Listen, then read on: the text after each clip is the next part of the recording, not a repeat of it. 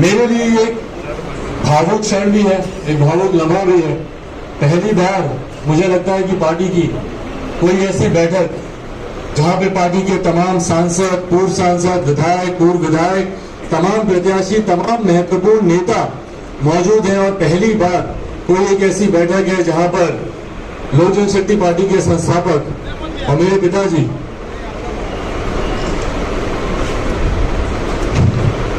आदरणीय रामविलास पासवान जी मौजूद नहीं है।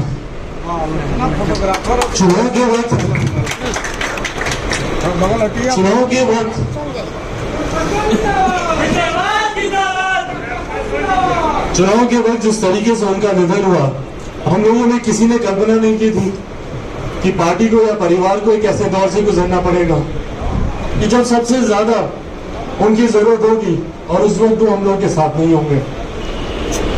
पर उदाहरण है, जिस वक्त उनका निधन हुआ मेरे पास उस वक्त से दो विकल्प मौजूद थे।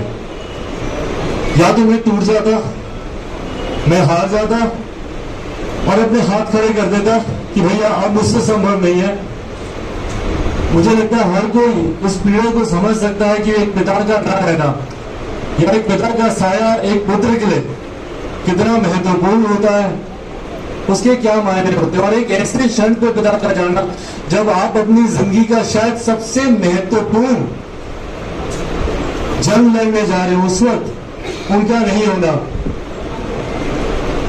उस वक्त या तो मैं हाथ खड़े करके बैठ जाता और या फिर पिताजी की उन बातों को याद करता जब वो कहते थे कि शेर का बच्चा अकेले जंगल चीर के निकलेगा, गिदड़ का बच्चा होगा तो मारा जाएगा। मैं इस बात को साबित करना चाहता था कि मैं सही मायनों में शेर का बच्चा हूं। ना घबराया, ना विचलित हुआ, ना अपनी सोच से हिला, मजबूती के साथ। और बल्कि आज मुझे लगता है शायद पहली बार आप लोग के समझ होगी, आप लोग मेरे परिवार के सदस्य और परिवार के सामने ही इंसान अपनी भावनाओं को प्रकट कर सकता है। आज शायद पहली बार अब है और मेरे पिताजी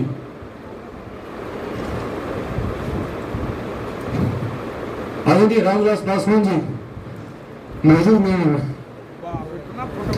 चुनाव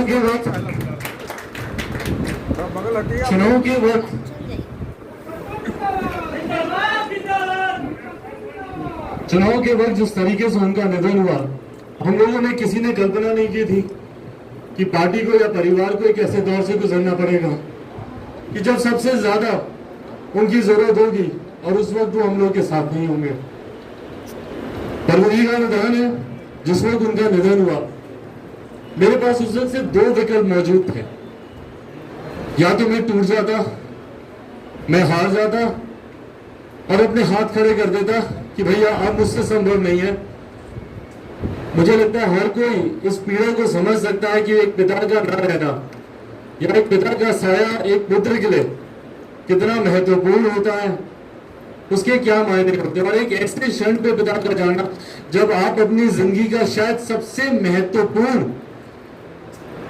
जंग लड़ने जा रहे हो, उस वक्त उनका नहीं होना,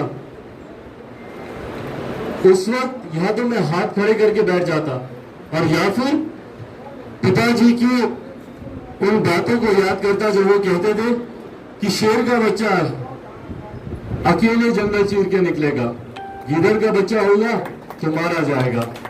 मैं इस बात को साबित करना चाहता था कि मैं सही मायनों में शेर का बच्चा हूं। ना घबराया, ना विचलित हुआ, ना अपनी सोच से हिला, मजबूती के साथ।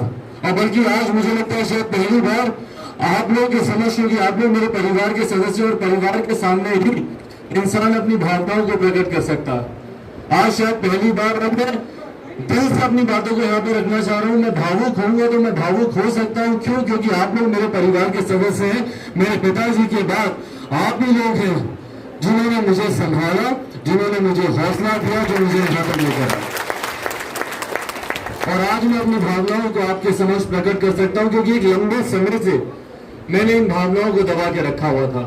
एक लंबे समय से मैंने इन तमाम चीजों को अपने अंदर रखा हुआ था। चुनाव का वो दौर जिस दिन मेरे पिताजी का देहांत हुआ, 8 तारीख को उनका निधन हुआ, उससे कुछ समय पूर्व नोटिफिकेशन आया था, चुनाव की तारीख की घोषणा की गई थी। और आचार संहिता लग गई थी। उस वक्त वो दिन भी मुझे अच्छे से याद है, क्योंकि पापा से अस्पताल में भी निरंतर चुनाव को लेकर ही बातचीत होती थी। निरंतर अस्पताल में भी पापा कहते रहते थे कि कैसे चुनाव की रणनीति होगी। एक बात उन्होंने हमेशा स्पष्ट तौर पर कही थी कि चुनाव अकेले लड़ना उनका मानना हमेशा से रहा। और यही कारण है कि 2005 में भी जब उन्होंने अकेले चुनाव लड़ा था, वो हमेशा चाहते थे कि जब तक पार्टी अकेले चुनाव नहीं लड़ेगी, हम लोग घर घर तक अपनी पहचान नहीं बना पाएंगे। हम लोग हर जिला, हर विधानसभा, हर प्रखंड, हर पंचायत में अगर लोक जनशक्ति पार्टी के विचारों को पहुंचाना है, पार्टी के झंडे को पहुंचाना है, तो उसके लिए जरूरी है कि हम लोग अकेले चुनाव लड़े। जब तक वो वेंटिलेटर पर नहीं गए थे, उससे कुछ घंटे पहले भी जो मेरी बातचीत उनसे हुई थी, उसमें इन्हीं बातों को वो प्रमुखता से कहते रहे। मेरे लिए वो दिन भी बहुत भावुक भरा दिन था, जब पार्टी ने अंतर्गतवा ये निर्णय लिया, पार्टी के तमाम सांसद और संसदीय बोर्ड द्वारा ये निर्णय लिया गया कि आज पार्टी अकेले चुनाव लड़ने की घोषणा करती है। उस दिन पापा होश में नहीं थे, और उस दिन भी मैं काफी अपने आप को अकेला महसूस कर रहा था कि आज जो वो चाहते थे, मैं उस चीज को करने जा रहा हूं। पर ये बातें मैं किसके साथ साझा करूं, किसको बताऊं? मम्मी को मैंने सारी बातें बताई और उन्होंने मुझे कहा कि जाओ पापा के पास, अस्पताल में है, वेंटिलेटर पे है, आईसीयू में है, पर तुम्हारी बातों को जरूर सुनेंगे, समझेंगे। जो उनसे कहना है जाके उनको बताओ, जो बातें करनी है उनसे जाके बताओ। पापा उस वक्त होश में नहीं थे, पर मुझे याद है पूरी रात तो उनके बिस्तर के साथ बैठा हुआ, उनके हाथ को अपने हाथ में पकड़कर उनको मैंने सारी बातें बताई कि हम लोग अकेले चुनाव लड़ रहे हैं।